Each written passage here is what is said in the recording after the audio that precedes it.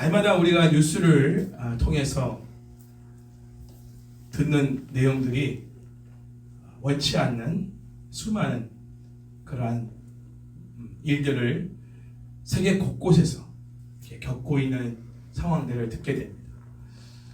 4월에 태국은 45도가 넘어서 방글라데시도 그렇고 지금 더워서 너무 더워서 죽는 사람들이 지금 발생하고 있다고 합니다. 4월에 지구촌 곳곳에서 전쟁이 아직도 끝나지 않고 수단 같은 나라는 내전으로 인해서 우리나라 또 수단에 나가 있는 사람들도 군용 수송기를 보내서 지금 다시 고국으로 돌아오게 하는 이런 상황들을 맞이하고 있을 만큼 내전으로 심각한 상황에 있고요.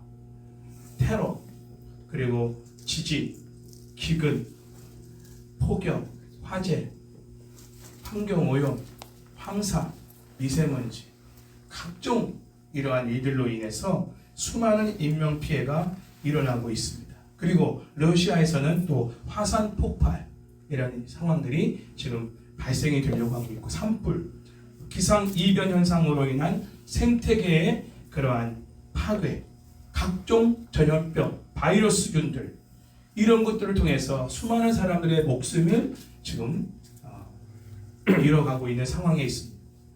자, 이러한 소식들은 해가 지날수록 더 많은 곳에서 더 자주, 더 강력히 나타나고 있다는 것입니다. 이러한 일들을 보며 불신자들의 입에서도 야, 이제 종말이 왔나 봐, 지구의 종말이 왔나 봐, 이런 말들이 심심치 않게 믿지 않는 사람들의 대화 속에서도 나오고 있는 이런 현실입니다. 오늘 읽은 요한계시록 6장에서부터 16장까지 하늘에서 정해진 하나님의 심판이 이루어지는 내용을 기록하고 있습니다. 그러니까 요한계시록에서 가장 많은 장수를 차지하여 증거하고 있는 내용이 뭐냐? 하나님의 심판입니다. 6장부터 16장까지 이게 다 지구 종말에 임할 하나님의 심판을 기록하고 있는 내용들입니다. 하나님께서 종말에 세상을 심판하실 내용을 이제 기록하고 있는 가운데, 인류 역사를 보면 하나님의 심판과 구원이 없었던 시기는 없습니다. 그러나 예수님의 재림이 가까울수록 하나님의 심판의 강도는 더 강력하게 나타난다는 것이죠. 그러니까 지금까지 과거 역사상에 있었던 하나님의 많은 심판들, 애굽의 10가지 재앙으로 이집트를 완전히 하나님이 심판했던 이런 재앙보다도 더 강력한, 피할 수 없는 하나님의 심판이 주님이 재림하실 때가 가까이 올수록 자주, 그리고 갑자기 강력히 임하게 될 것을 요한계시록은 우리에게 증거하고 있습니다. 그리고 하나님은 이러한 심판과 또한 구원을 통해서 하나님의 영광을, 그분의 전능하심과 그분이 심판주라는 사실을, 그분이 창조주라는 사실을 직접 드러내신다는 것입니다. 하나님은 공의와 거룩의 속성을 가지고 계시기 때문에 죄를 용납하실 수가 없습니다. 그래서 죄가 있는 곳을 심판할 수밖에 없습니다.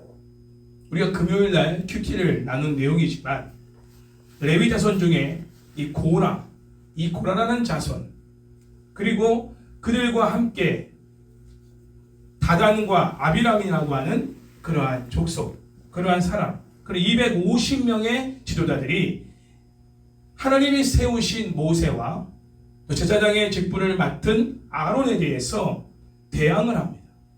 그러니까 하나님이 세운 권위자에 대해서 대항을 하는 거예요. 거기에 대해서 하나님께서 고라와 다단과 아비람, 그리고 250명의 지도자들을, 그들의 자손들까지도, 또 그의 소유까지도 하나님이 땅을 벌려 땅이 그들을 삭혀버리게 하는 하나님의 심판을 내리십니다. 권위의 문제입니다. 이거는 권위의 문제. 하나님이 세운 권위에 대해서 도전하는 것은 하나님을 도전하는 것이다. 하나님을 모욕하는 것이고 하나님을 멸시하는 행동이다. 그래서 하나님이 이것을 굉장한 죄로 여기면서 심판하시죠.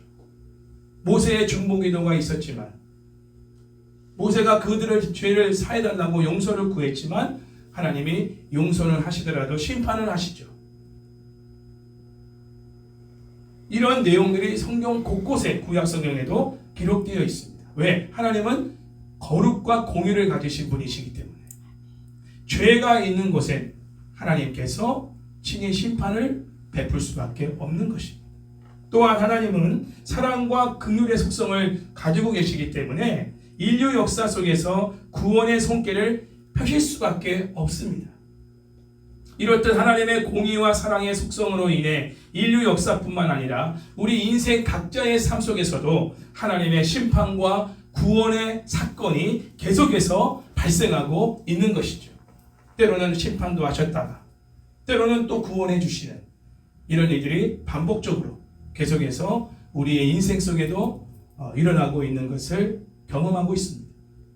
특별히 예수님께서 육신의 몸을 입고 이 땅에 오신 이후로 인간의 역사는 하나님의 심판과 구원의 역사를 더 생생하게 느끼고 있습니다. 경험하고 있습니다.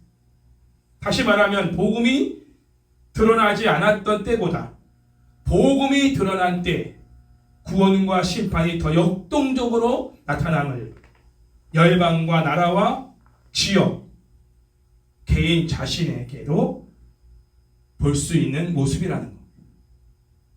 하나님이 복음을 전하게 하시는 데에는 두 가지 뜻이 있습니다.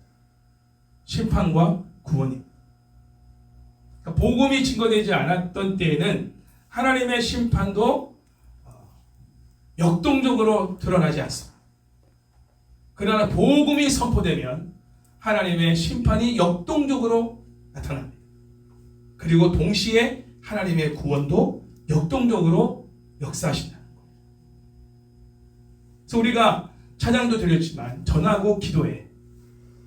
어떤 상황에든 우리가 복음을 전하고 기도해야 될 그러한 나라와 제사장의 사명을 감당한다는 것은 심판과 하나님의 그 구원, 그 역사를 우리의 그 기도를 통해 복음 증거 사역을 통해서 이 땅에서 실현하게 되는 결과를 가져온다는 겁니다. 그러니까 복음이 없는 곳에는 하나님의 심판도 구원도 사실은 역동적으로 나타나지 않아요. 요한복음 3장 17절 18절 말씀을 보면 이 사실을 잘 증거하고 있는데 제가 읽어드리겠습니다. 하나님이 그 아들을 세상에 보내신 것은, 아들은 예수님이죠, 세상을 심판하려 하심이 아니요 그로 말미암아 세상이 구원을 받게 하려 하심이라. 그를 믿는 자는 예수님이죠. 예수님을 믿는 자는 심판을 받지 아니하는 것이요 믿지 아니하는 자는 하나님의 독생자의 이름을 믿지 아니하므로 벌써 심판을 받은 것입니다. 그러니까 예수님을 나의 구주와 주인으로 믿지 않는 그 자체가 이미 심판을 받은 거라. 꼭 뭐 어디가 다치고 뭐 사고가 나고 부도가 나고 뭐 문제가 생기고 이것만이 심판이 아니라 예수님을 믿지 않는 죄의 종로로 타며 죄의 지배를 받으며 살아가고 있는 그 자체가 하나님의 심판이 그에게 임한 거라는 거예요. 그 심판 중에라도 하나님의 구원이 임한다면 그 죄의 종되었던 자를 그 죄의 지배에서 끄집어내요 하나님 나라에 속한 자로 다시 불러주시는 이 은혜를 베풀어 주신다는 거죠.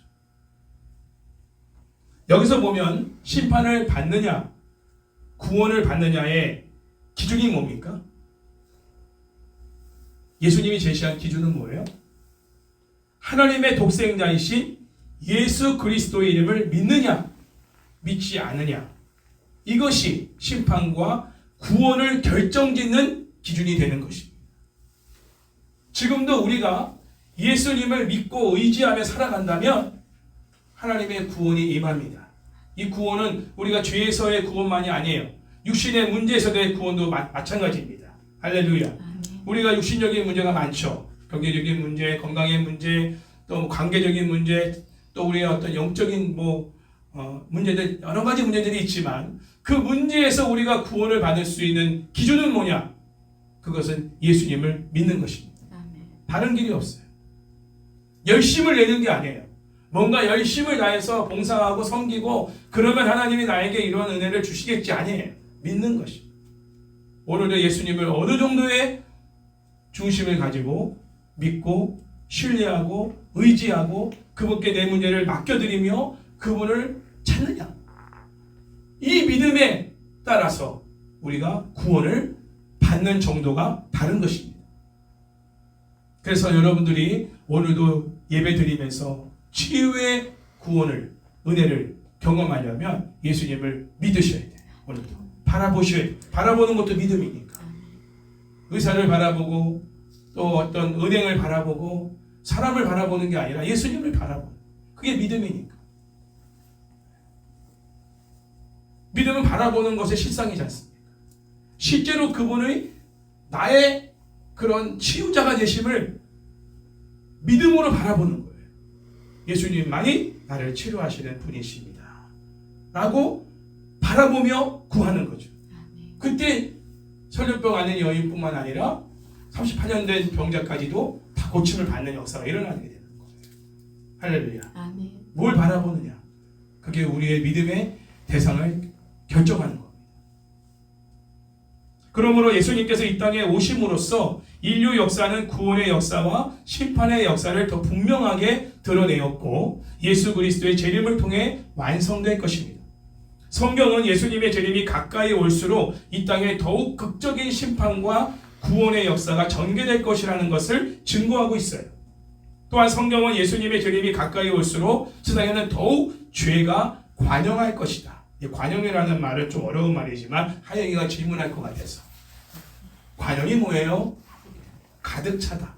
가득 차다. 그러니까 죄가 가득 차 있다. 그러니까 사람의 그 마음에도 죄가 가득 차 있어. 툭 건드면 죄가 나오는 거예요. 그리고 공동체 안에도 죄가 가득하고, 가정 안에, 직장 안에, 사업장 안에, 교회 안에, 지역 안에, 저 국회의사당 안에도, 대통령이 몸담고 있는 대통령실 안에도 죄가 꽉 차 있는 거예요. 그러니까 주님이 재림할 때가 가까이 올수록 죄가 관영하다. 죄가 꽉 차 있다는 거예요. 그러니 그 속에서 일어나는 일들이 얼마나 흉악하고 그리고 얼마나 악한 결과들이 나오겠냐는 거예요. 최근에 제가 뉴스를 보니까 부산에서 60몇 명인가의 남자들이 마약을 하고 집단적인 어떤 그런 성행위를 한 거예요. 요즘에 뭡니까 그거 원숭이 두창이라는 그 병이 우리나라도 지금 점점 감염자 수가 늘어나고 있어요. 10명이 넘었고 20명 가까이 지금 확산되고 있어요. 우리나라가 이 정도의 마약을 쉽게 구하고 마약으로 이렇게 인생이 패망하는, 그리고 더 그 마약을 통해 더 악한 어떤 그런 행위들을 일삼는 나라가 되었다는 게 너무나, 물론 이게 언론에 드러나서 지금 이런 게 문제시 되는 것인지 모르겠어요. 이미 과거에도 그런 문제들이 있었지만 드러나지 않았을 수도 있죠. 근데 거기 보면 공무원도 있고요. 그 사람들 중에 보면. 그리고 뭐 어쨌든 뭐 나는 그런 전문직에 있는 사람들도 있고 다 사는데 정말 아무 문제가 없는 사람들이에요. 이런 일들이 점점 지금 극대화되고 있다는 거예요. 그러니 하나님의 심판도 더 극적으로 임할 수밖에 없는 거죠. 이 시대가. 죄가 관영하니까. 죄가 있는 곳에는 아까 말했잖아요. 하나님의 심판이 반드시 있다고. 그렇기 때문에 하나님은 이러한 죄가 있는 곳을 그냥 보고 넘어갈 수 있는 분이 아니에요. 죄의 강도에 따라서 하나님의 심판의 강도도 다르게 나타납니다. 불의한 인간과 불의한 세상을 향해 하나님의 심판은 지금도 진행되고 있습니다. 제가 그 모범택시인가요? 그거 이제 참 잘 봤어요. 근데 그 메시지가 너무나 나에게 감동이 됐어요. 그러면서 그 SBS 그 제작진이 그거를 정리를 했는데 거기서 이제 말하는 메시지가 뭐냐? 이 메시지에 관한 얘기를 하더라고요. 근데 제가 여러분에게 질문할게요. 그분들이 질문한 거예요.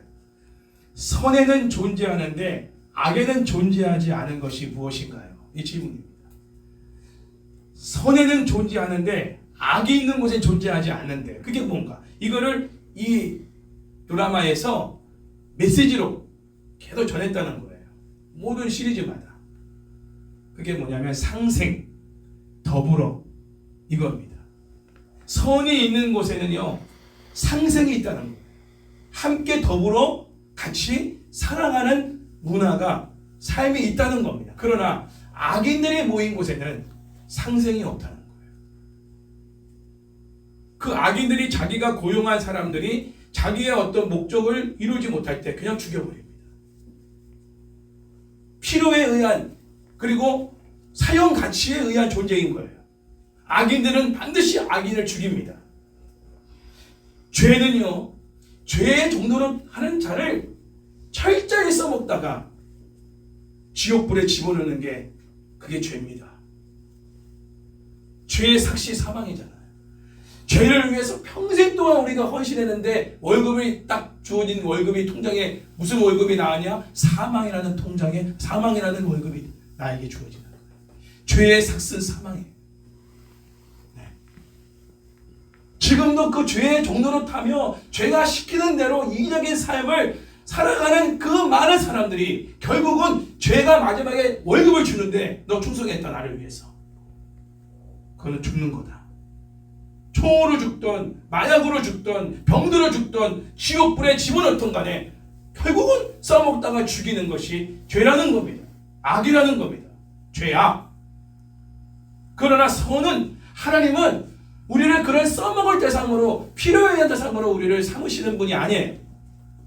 사랑의 대상으로 가족으로 자녀로 우리를 삼아주시는 그렇죠? 그 집의 품권의 하나가 아니잖아요. 아들로 삼아주신 그의 친아들이신 예수님처럼 우리를 삼아주신다는 거예요. 그리고 모든 걸 함께 공유하는 거예요. 마다들에게 그 아버지가 뭐랬어요? 얘야 내 것이 다 네 거 아니냐. 네 동생이 다 허랑방탕하게 그거 잃어버리고 왔다. 그 아이를 위해 손을 잡았더니 너를 위해서 엽서새끼 하나 못 잡았다고 너가 투덜거릴 게 아니라 내 거가 다 네 거 아니냐. 이미 하나님은 모든 것을 다 공유하고 계시다는 거예요. 이건 네 거고 이건 내 거야. 이거 구분하고 있잖아요. 하나님은 모든 것을 다 아낌없이 우리에게 공유하고 계셔요. 내 거가 네 거다. 할렐루야. 그게 하나님 나라예요. 하나님 나라에는 네 거 내 거가 없어요. 모두가 다 하나님 거고 모두가 다 우리 거예요. 할렐루야. 그걸 다 누리는 거예요. 이런 나라가 어디 있어요? 근데 지금은 우리 사는 이 땅은 그렇지 않아. 죄악이 관영하다 보니까 철저히 이기적인 거예요. 철저히 배타적인 거예요. 자기 중심적인 거예요. 내 영역을 침범하면 안 돼. 내 재산에 대해서 침범하면 안 돼. 내 자존심 건드면 안 되는 거예요. 내 거라는 것에 대한 집착이 굉장히 강한 거예요. 하나님 나라는 그게 없어요. 다 나누는 거예요. 내게 없는 거예요. 그러니까 하나님 나라 안에 온전히 거한 사람들은요, 나누고 섬기는 게 그게 기쁨이고 행복인 거예요. 이 땅에서도 이 죄가 간영한 이 땅에서도 그걸 누릴 수 있다는 건 정말 하나님의 은혜인 거죠. 성령의 도우심이 아니면 그 삶을 살 수가 없어. 왜? 죄가 이미 관영한 이 땅에서 우리가 살고 있는데 어떻게 그런 삶을 우리가 자연스럽게 살 수 있겠어요? 많은 죄의 유혹이 있는데.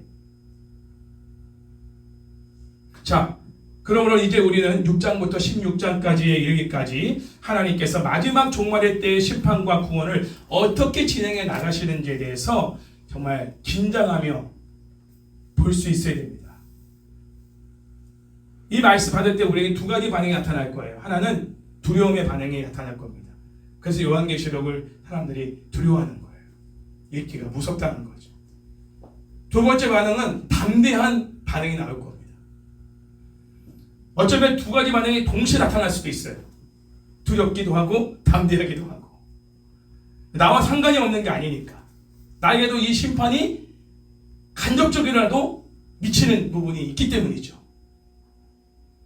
이제부터 증거될 요한계시록의 예언의 말씀은 SF 영화나 판타지 영화 시나리오도 아니고 어떤 작가가 상상해서 만들어낸 소설 같은 이야기도 아닙니다. 하나님이 직접 진행하시는 하나님의 구원의 계획임을 명심하시기 바랍니다. 이러한 하나님의 구원의 계획은 사람이 변경하거나 막을 수가 없다는 것도 명심하시기 바랍니다. 반드시 일어나는 일입니다. 그러므로 앞으로 요한계시록 설교 말씀 들을 때 깨어 긴장하며 들을 수 있기를 바랍니다. 놓치지 않기를 바랍니다. 그리고 시대를 분별할 수 있기 바랍니다. 그리고 이러한 상황에서 우리가 어떻게 살아야 되는지를 깨달을 수 있고 적용할 수 있기를 바랍니다. 요한계시록 6장에서 16장까지의 내용을 보면 하나님의 7 심판이 시리즈로 나옵니다.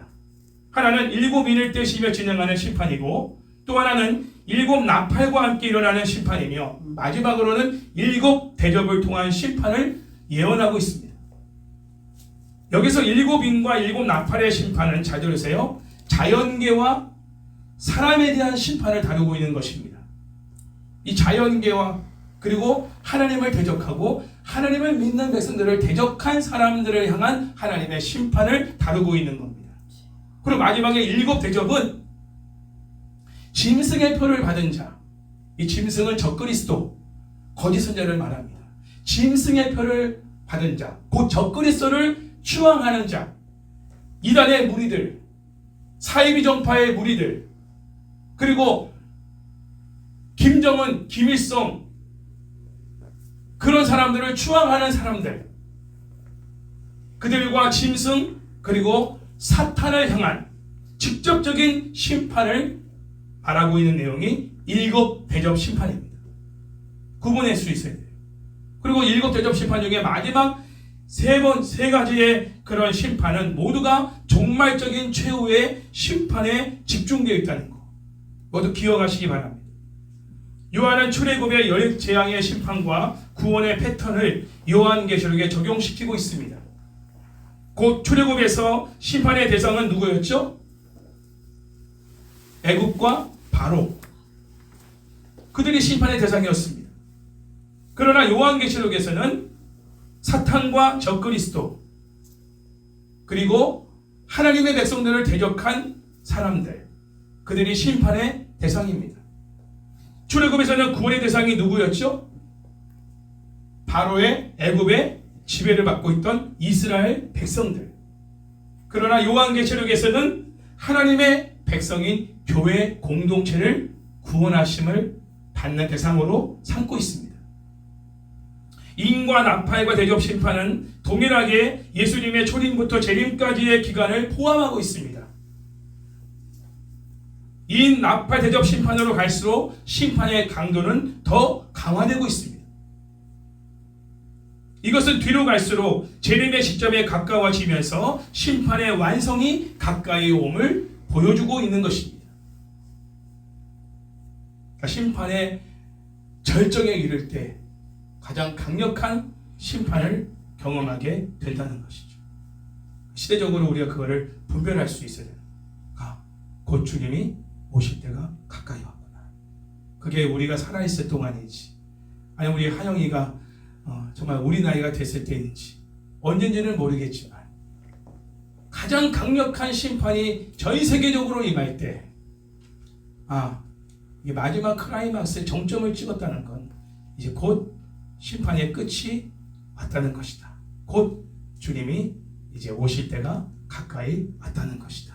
이거를 우리가 믿는 사람들이 깨어서 분별하여 기름을 준비한 사처녀처럼 믿음을 굳게 지키며 우리의 영적인 순결을 지켜나가는 것이 중요한 것이죠. 오늘은 자연계와 사람에 대한 하나님의 심판인 7인의 심판 중에서 첫째 인부터 넷째 인까지의 심판에 대해서만 증거를 하도록 하겠습니다. 이 4개의 인 심판은 하나의 묶음으로 다룰 수가 있습니다. 왜냐하면 처음 4개의 심판에 등장하는 4 생물이 있어요.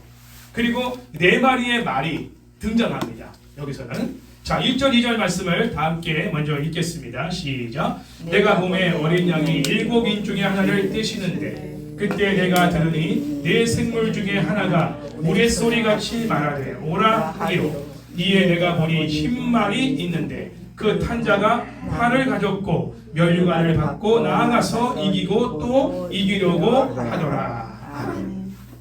예수님의 십자가의 사건으로 인심판은 시작되었으며 재림 때 그 인심판은 완성이 될 것입니다. 이때 심판의 대상은 구약의 애굽이나 바벨론으로부터 우주적인 대상인 세상이나 사탄으로 발전되며 구원의 대상은 이스라엘로부터 시작하여 교회 공동체로 발전되고 성취됩니다. 어린 양이신 예수님이 첫 번째 인을 떼시는데 네 생물 중에 하나가 우레소리 같은 소리로 오라 하기로 흰말이 나오게 됩니다. 어떤 말? 흰말. 그리고 흰말에 누군가 타 있어요. 흰말에 탄 자가 있는데 뭘 가졌다고요? 활을 가졌습니다. 활. 그리고 머리에 면류관을 받았어요. 그 나가서 이기고 또 이기는 역사가 일어나게 됩니다. 여기서 흰색은 승리의 색입니다. 그리고 면류관도 승리의 상징이죠. 그러니까 흰말에 탄 자는 이미지가 승리를 강조하고 있는 이미지인 것입니다. 또 흰말 위에 탄 자가 활을 가졌다는 건 뭐냐? 그가 고도로 훈련된 전사라는 사실을 우리가 알 수 있습니다. 최종 병기 활이죠. 네. 활은 살인 무기입니다. 살상 무기죠. 자, 이 흰말을 탄 자가 누군가에 대해서는 성경학자들의 그 의견이 굉장히 좀 차이가 있습니다. 어떤 사람들은 그리스도라고 말하는 사람도 있고 어떤 성경학자들은 적그리스도다 이렇게 말하는 사람들이 있어요. 저는 개인적으로 이 흰말을 탄 자가 적그리스도라고 하는 편이 본문의 전체 상황에 맞다라고 저는 봅니다. 왜냐하면 이를 떼시는 분이 누구예요? 예수님. 하나님이 아니에요. 이를 떼시는 분이 누구예요? 예수님. 예수님이에요. 심판주이신 예수님이십니다. 예수님이 이를 떼니까 내 생물, 그렇죠? 내 생물 모든 그 피조물의 대표인 내 생물 중에 한 생물이 우레소리같이 오라 하니까 흰말을 탄 자가 나타난 거예요. 그러면 예수님이 또다시 흰말을 타 나타나가지고 이기고 또 이긴다. 이거는 뭔가 앞뒤가 안 맞는 부분이에요. 예수님은 이를 떼신 분이니까. 그래서 이 흰말을 탄 자는 적그리스도다라고 말하는 것이 앞뒤 문맥상으로 맞습니다. 역사 속에 나타난 적그리스도를 대표하는 사람들 중에는 헤롯, 네로, 히틀러, 스탈린, 김일성, 김정일, 김정은, 푸틴, 시진핑, 박태선, 조희성, 문선명, 정명석, 박순자, 김기순, 이재록, 이만희, 안상홍, 장기자, 한학자 외에도 지금도 광명의 천사로서의 역할을 하는 활동하는 그런 자들을 말합니다. 역사적으로 적그리스도들은 두 가지의 모습으로 등장했어요. 첫 번째는 독재자의 모습입니다. 독재자. 두 번째는 이단 사이비 종파의 교주. 이 두 가지의 모습으로 적그리스도의 모습이 역사적으로 활동하고 드러냈습니다. 그리고 적그리스도로 인해서 세상은 언제나 큰 혼란과 어려움을 겪게 되었죠. 많은 살상도 있었고요. 그렇죠? 히틀러를 통해서 유대인과 기독교인들이 수백만 명이 다 학살당하지 않았습니까? 그렇죠? 지금도 푸틴 그리고 또 누구예요? 이 시진핑으로 인해서 중국의 지하교회 많은 성도들이 지금 죽임을 당하고 있어요. 푸틴도 마찬가지입니다. 뭐 김일성, 김정일, 김정은은 말할 것도 없어요.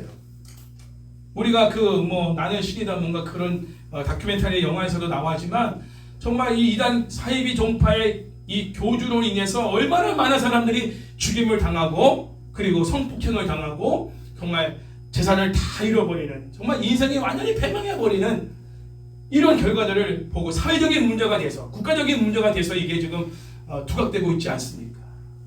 굉장한 어려움과 혼란을 일으키는 역사가 있으라는 것이죠. 이것이 바로 첫째인을 뗄 때 나타난 하나님의 심판입니다. 아멘? 아멘. 하나님의 심판으로 이런 일이 일어나는 것이다. 자, 이제 어린 양 되신 예수님이 두 번째 인을 뗄 때 어떤 일이 일어나는가 보겠습니다. 3절, 4절 시작. 둘째 인을 떼실 때 내가 들으니 둘째 생물이 말하되 오라 하니 이에 다른 붉은 말이 나오더라. 그 탄자가 허락을 받아 땅에서 화평을 제하여 버리며 서로 죽이게 하고 또 큰 칼을 받았더라. 아멘. 자, 예수님이 둘째 인을 떼십니다. 그러니까 둘째 생물이 오라 하니까 이번에는 어떤 말? 붉은 말. 붉은 말을 탄 자가 나타나는 거예요. 그런데 이 붉은 말을 탄 자가 하나님께 허락을 받았어요. 무슨 허락을 받았냐? 땅에서 화평을 제하여 버려라. 서로 죽이게 하고 또 큰 칼을 받았습니다. 이 붉은색은 전쟁에 의한 피 흘림의 색입니다. 다시 말하면 살육을 의미하는 겁니다. 살육.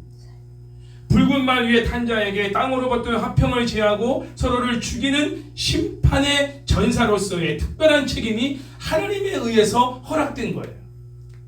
허락된 거예요. 여기서 파괴적인 전쟁이 하나님의 심판의 도구로 사용된 것은 새로운 일이 아니죠. 구약에도 보면은 전쟁을 통해서 하나님은 이스라엘 백성들을 심판하시죠. 그리고 또 이스라엘 백성들을 심판하는 도구로 사용됐던 이방 나라들도 전쟁을 통해서 심판하시죠. 그죠? 네. 전쟁을 일으켜서 하나님은 하나님의 백성들도 심판하시지만 그들을 심판한 도구로 사용된 바벨론이나 뭐 여러 뭐 블레셋 군대라든지 이런 이방 민족들도 하나님이 다 쳐버리잖아요. 전쟁을 통해서.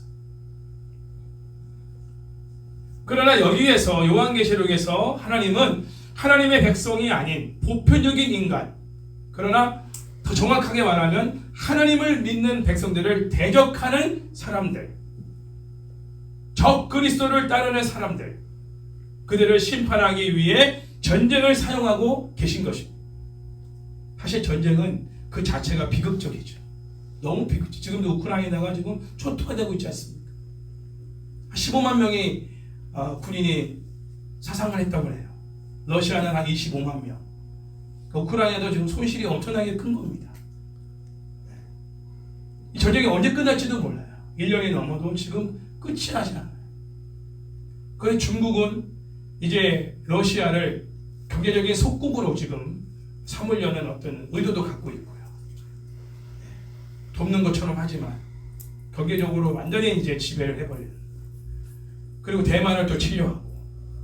우리나라도 뭐 이건 믿을 수 없는 얘기지만 뭐 그래도 말하는 사람들이 있어요. 2025년도에 한반도에 전쟁이 일어난다. 그 전에 대만을 침공할 것이다. 이런 시나리오가 그들 세계에 있다는 것에 대해서 이렇게 보고한 사람들도 있습니다만, 어쨌든 전쟁에 관한 이 부분은 하나님께서 또한 허락하신 심판의 부분이라는 사실에, 전쟁은 누구에 속했다고 했죠? 하나님께 속해 있다. 전쟁이 빨리 끝나야 되지만, 그러나 전쟁 중에도 하나님의 구원을, 긍휼을 우리는 구할 뿐이에요. 이러한 비극적인 전쟁의 배후에는 그것을 통해 인류를 심판하시고 그리고 구원할 사람들을 흔들어 깨우시며 역사의 방향을 잡아가시는 하나님의 섭리가 있다는 거예요. 그 배후에 큰 계획을 갖고 전쟁을 허락하시는 하나님의 계획이 있다는 것이죠. 큰 칼을 받았다는 말은 붉은 말 위에 탄 자가 서로를 죽이고 땅으로부터 화평을 제하여 버리는 특별한 책임을 맡았다는 것을 의미합니다. 전쟁으로 모든 생명체들이 큰 고통을 당하는 것이 두 번째 인을 떼실 때 일어나는 심판이라는 것. 이게 세 번째. 어린애 되신 예수님이 세 번째 인을 뗄 때 어떤 일이 일어나는가? 자, 5절 6절 있습니다. 시작. 셋째 인을 떼실 때 내가 들으니 셋째 생물이 말하되 오라 하기로 내가 보니 검은 말이 나오는데 이 탄 자가 손에 저울을 가졌더라. 내가 네 생물 사이로부터 나는 듯한 음성을 들으니 가로되 한 데나리온의 밀 한 되요 한 데나리온의 보리 석 대로다. 또 감람류와 포도주는 해치지 말라 하더라. 심판 주신 예수님이 세 번째 인을 떼실 때 셋째 생물이 오라 하는 소리가 나오자 이제는 어떤 말? 검은 말이 나옵니다. 이 검은 말은 최악의 상태에 있는 기근을 묘사하는 말입니다. 기근에 의해 초래되는 고통과 슬픔을 상징하는 것이 검은 말이에요. 검은색은 불길한 색을 말하죠. 불길한 색. 근데 검은 말 탄자의 손에 뭐가 놓여져 있어요? 저울이 놓여져 있어요. 저울. 칼이 아니고 저울. 이 저울은 6절에서 언급된 밀 한 대나 보리 석 대를 측량하기 위한 것이죠. 이것은 에스겔 4장 16절에서 하나님이 내가 예루살렘에서 의뢰하는 양식을 끊으리니 백성이 근심 중에 떡을 달아 먹고라는 그 말씀에 의한 기근 상황을 연상하게 하고 있습니다. 구약에는 기근의 때에 음식을 저울에 달아 일정한 양을 공급하는 경우가 언급되고 있어요. 그러니까 다시 말하면 곡물을 저울에 달아서 먹는다는 그 자체가 기근을 상징하고 있는 말인 거예요. 그냥 먹어도 되는 걸 굳이 저울에 달아서 먹는다는 것, 이 자체의 이미지가 기근의 상황을 표현하는 말이라는 거죠. 그런데 6절에서 내 생물 사이에 나는 음성이 이제 증거되고 있죠. 자, 이 음성에서 말한 내용이 뭐냐? 한 데나리온의 밀 한 대와 보리 석 대라는 음성이 들립니다. 여기서 한 데나리온은 은으로 만든 로마의 주화로서 그리스에서는 드라크마라는 이러한 이 화폐와 동일한 가치가 있습니다. 그러니까 노동자의 하루의 임금값이에요. 한 드라크마, 한 데나리온. 이것이 노동자들의 하루의 품삯입니다. 지금은 품삯이 좀 올라가지고 일당이 좀 올랐죠. 10만 원이 아니고 뭐 한 15만 원, 20만 원 되지 않습니까? 노동자 하루 임금 가격으로 노동자 하루 식량 분량에 해당하는 밀 한 대를 살 수 있고 보리는 그 3배인 석 대를 구매할 수 있으니 물가가 얼마나 지금 상승한 상황인지를 보여주고 있는 것이죠. 보리 석 대는요, 한 사람의 3일치의 식량입니다. 그리고 한 가족의 하루의 식량이에요. 로마 시대의 통상적인 주식으로 사용됐던 빵은 밀입니다. 밀. 반면에 영양분이 부족하고 소화장애를 일으키며 식감도 떨어지는 보리로 만든 빵은 가난한 사람들의 주식으로 사용되었습니다. 여기에서 밀 한 대와 보리 석 대의 값이 한 데나리온이라고 하는 것은 그 당시 로마 제국의 평균 물가보다 무려 8배에서 15배나 더 비싼 그러한 값을 주고 밀을, 보리를 구매해야 하는 상황을 말하고 있습니다. 몇 배? 8배에서 15배 정도 물가가 상승합니다. 이러한 상황은 기근으로 인해 물가, 특별히 곡물에 관한 이 곡물류에 관한 가격이 급상승했다는 사실을 드러내고 있습니다. 그 평상시에 밀을 주식으로 삼았던 사람들은 동일한 금액으로 그보다 질이 떨어지는 보리를 먹지 않으면 안 되는 궁핍한 상황으로 몰리게 된 것이죠. 밀은 구경하기가 어려운 거죠. 보리라도 먹을 수 있으면 다행인 겁니다. 기근을 직면해야 하는 인간의 고통에 대한 묘사는 성도들로 하여금 심판에 대한 심각성을 공감하게 하는 효과를 나타내고 있습니다. 당시의 소아시아 7개 성도들이 정말 그런 상황들을 경험하고 있었기 때문에 이 표현 자체가 실질적으로 본인이 다가왔던 내용들인 거예요. 이게 하나님의 심판이구나. 심판으로 지금 일어나고 있는 현상들이 이 기근의 현상들이구나. 물가 상승도 하나님의 심판에 의한 그런 것이구나. 이것을 알게 되는 거예요. 기근은 인간뿐만 아니라 모든 피조물에게도 고통을 안겨주죠. 그렇죠? 동물들도 먹을 게 없어서 사람들이 사는 민가에 나와가지고 곰들도 집을 다 해쳐서 사람들이 먹는 걸 훔쳐먹고 먹을 게 없는 거예요. 멧돼지들이 막 민가로 막 내려오고요. 산에 먹을 게 없는 거예요. 생태계가 파괴돼 버린 거예요. 이는 산이나 들에 존재하는 식물이나 움직이는 동물도 배고픔을 느끼고 있다는 거죠. 전부 다. 자, 이런 정황에서 감람류와 포도주는 해치지 말라는 명령이 내립니다. 자, 이 내용은 역사적으로 좀 알아야 되는데 도미티아누스 황제의 칙령과 관련 있는 것으로 알려져 있습니다. AD 92년 로마의 황제인 도미티아누스 황제는 여러 지역들 중에 특히 소아시아 지역을 비롯해서 지방에 있는 지역들에게 포도원의 절반 이상을 제거해버리고 이탈리아 지역에는 새로운 포도나무를 심지 못하게 하는 칙령을 내린 바가 있습니다. 역사적으로 AD 92년경에 소아시아 지역에 있는 그 포도원을 절반 이상을 줄여버려라, 없애버려, 거기다 곡물을 심으라는 거예요. 그리고 이탈리아에 새로운 포도나무를 심지 말라, 이거를 왕의 어명을 내려버렸어요. 그런데 그렇게 내린 이유는 곡물 부족과 포도주의 과잉 생산 때문에 당시 소아시아 지역을 강타했던 기근에 대응하여 다량의 곡식을 제공하기 위해서 내려진 칙령이었던 것이죠. 그러나 도미티아누스 황제의 칙령으로 인해 소아시아 도시들이 소동을 일으켰습니다. 그들은 도미티아누스 황제에게 칙령을 거두어들이기를 요구했을 뿐만 아니라 포도원을 해하지 말라는 칙령을 내려 포도원을 해하는 자들에게 징벌을 내려달라고 요구하기까지 합니다. 왜냐하면 그 당시 포도주와 감람류는 로마 제국의 부를 축적하는 주요 생산의 근원이었거든요. 부자들이 부를 누릴 수 있는 그런 최고의 상품이 뭐냐? 감람류와 포도였던 거예요. 그거를 제하라. 그리고 거기다가 곡물을 심어서 이 기근의 문제를 해결하려고 하는 왕의 칙령에 대해서 반발을 일으키는 거예요. 그래서 감람류와 포도주는 해하지 말라, 이런 음성이 막 외침이, 소동이 일어나게 된 것이죠. 이 또한 당시의 기근 상황이 얼마나 심각한 상황인지를 소아시아의 일곱 교성도들이 이 말만 하면 무슨 말인지를 다 알아들을 수 있는 심각성을 피부로 느낄 수 있는 말인 거. 우리는 그때 이해 안 되지만 당시에 감람류와 포도주를 해하지 말라, 이 말은 다른 성도들이 볼 때는 다 무슨 말인지 아는 거예요. 그래요.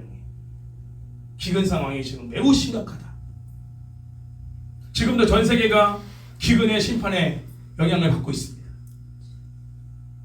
유가 상승과 물가 상승, 금리 인상 등을 통해서 서민들은 먹고 살기가 더 어려워진 형편이죠. 이 또한 하나님의 세 번째 이인 심판, 검은 말을 탄 자가 저울을 달고 와서 기근의 심판을 내리는 그 상황 속에 지금도 우리가 지금 경험하고 있는 상황이다. 기근은 인류의 죄를 다루시는 하나님의 심판의 방법임을 우리는 꼭 기억해야 합니다. 그러면서 우리의 공급자이신 하나님께 우리는 간구해야 되는 것이죠. 그러니까 모두가 다 기근 가운데 있다고 해서 우리도 그 기근의 영향을 받지만 우리는 공급자가 있잖아요.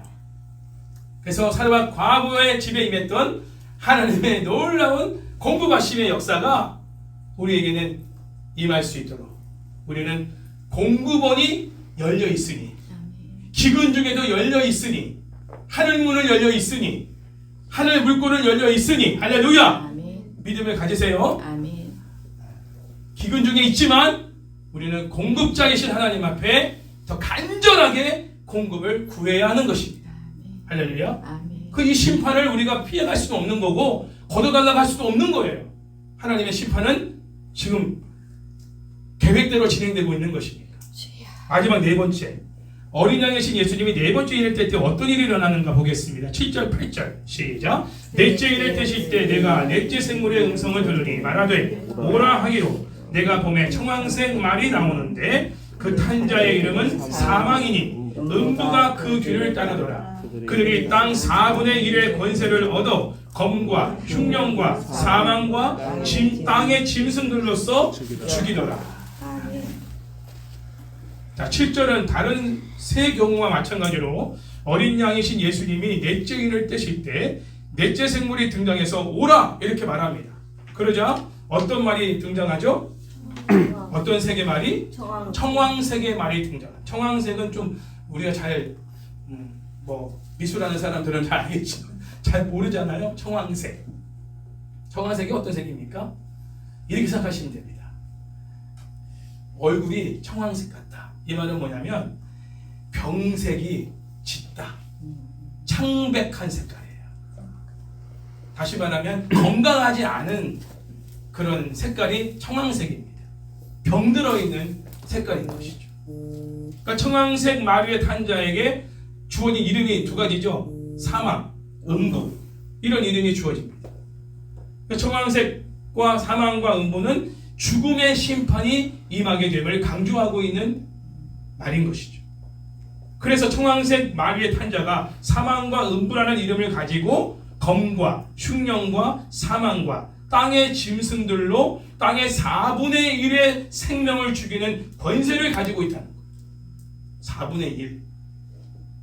자, 여기서 검은 뭘 상징하느냐? 전쟁을 상징합니다. 그리고 흉년은 다 알죠? 기근의 심판. 그리고 사망은 다 알죠? 병들어 아니면 뭐 어떤 전염병으로 어떤 상황이든 간에 그런 사망. 그리고 땅의 짐승들. 이 말이 참 아직은 공감이 되지 않지만 땅의 짐승들을 통해서 죽이게 하십니다. 이거는 정말 어떻게 보면 피조 세계의 질서가 깨지는 겁니다. 그렇죠? 만물의 영장인 인간을 짐승들이 해치는 거예요. 뒷짐승들, 곰, 사자, 뭐 호랑이 할 것 없이 멧돼지들이 들고 일어나가지고 인간들을 해치는, 죽이는 그런 도구로 사용됩니다. 하나님의 심판. 청황색 마리의 탄자가 하나님의 주권 아래에서 땅의 4분의 1을 죽이는 권세를 사용합니다. 자, 노아와 하나님이 맺은 언약, 그 언약을 하나님은 기억하시고 그 언약을 지키시기 위해서 심판 중에 있지만 만물을 새롭게 하시려는 하나님의 뜻과 계획이 상실되지 않도록 하기 위해 4분의 1만 하나님이 죽이도록 허락하신다. 4분의 3은 남겨두시고 살려주신다는 거예요. 4분의 1만 생각해도 얼마나 우리는 크게 느껴져요. 4명 중에 한 사람은 죽는 거예요. 뭐 어떻게 죽든 간에 검으로 죽든 기근으로 죽든 병들어 죽든 전염병에 의해 죽든 전쟁을 통해 죽든 간에 4명 중에 한 사람은 죽게 하시는 심판을 하나님이 진행하시는 거예요. 하나님의 심판은 지금도 계속되고 있습니다. 예수님이 재림하실 때가 가까이 올수록 아까 뭐라고 했어요? 하나님의 심판은 더 자주, 더 긴급하게, 그리고 더 강력하게 나타나게 될 것입니다. 반면에 하나님의 구원도 더 자주, 더 긴급하게, 강력하게 구원의 역사가 일어나게 될 것입니다. 지금도 우리가 온 땅에 하나님의 심판이 임하고 있는 걸 보고 있습니다. 이럴 때 우리 믿는 사람들은 어떻게 해야 할까요? 그게 오늘 설교의 제목입니다.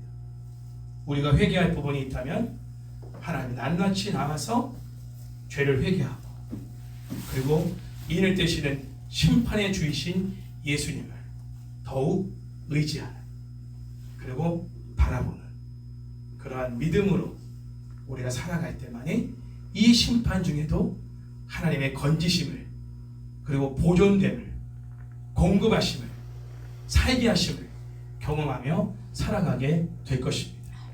아까 요한복음 3장 16절 17절 말씀을 기억하세요. 구원과 심판의 기준은 뭐냐? 예수 그리스도를 믿느냐 믿지 않느냐. 그 믿음은 바라보는 것이다. 찾는 것이다. 구하는 것이다. 신뢰하는 것이다. 의지하는 것이다. 그리고 인생을 맡기는 것이다. 그 실제적인 그런 여러 가지의 하나님의 심판의 그 역사들이 일어나고 있는 현장 속에서 우리가 취할 믿음의 행동은 내 죄를 돌아보고 회개하고 자백하며 주님을 더욱 붙들고 의지하고 그분께 내 모든 문제를 맡기며 기근의 문제든 육체의 질병의 문제든 모든 환난과 고통과 어려움의 문제든 간에 더 주님을 의지함으로 그 문제를 맡김으로 주님의 은혜로 하나님의 은혜로 우리가 이 문제에서 건짐을 받는 구원을 받는 이런 삶을 사는 것이 지혜로운 정말 하나님의 백성으로서의 이 종말의 때에 살아가야 될 우리의 자세다. 더 나아가 나라와 제사장으로서의 사명, 복음 증거, 그리고 중보기도, 전하고 기도회, 그리고 섬김과 나눔을 통해서 하나님의 나라가 이런 모습이다. 상생, 더불어. 그들은 더 이기적이고 더 자기 것을 챙기고 내 거 하겠지만 악인들은, 그러나 우리는 더 그럴수록 하나님의 영광을, 하나님 나라의 영광을 드러내기 위해서 더 상생하고 더 더불어 함께 살아가고 더 더불어 함께 정말 모든 것을 공유하는 이런 삶을 살아감으로 말미암아 세상 나라와는 완전히 차원이 다른 하나님 나라가 이런 모습이라는 것을, 또 하나님 나라 백성이 이런 삶이라는 것을 우리가 온 삶으로 보여주는 삶을 살아가는, 그리고 예배하며 찬양하는, 할렐루야, 이러한 삶으로 우리가 살아갈 때 아무리 심판 중에 있더라도 우리는 두려움보다는 담대함으로 살아가는 은혜가 우리에게 있을 줄로 믿습니다. 오늘 이 증거된 말씀 꼭 기억하셔서 이게 어떤 SF 영화나 소설 같은 얘기가 아니라 실제로 지금 일어나고 있는 하나님의 구원의 사건인 것을 우리가 꼭 기억하면서 분별할 수 있기를 주의 이름으로 축원합니다.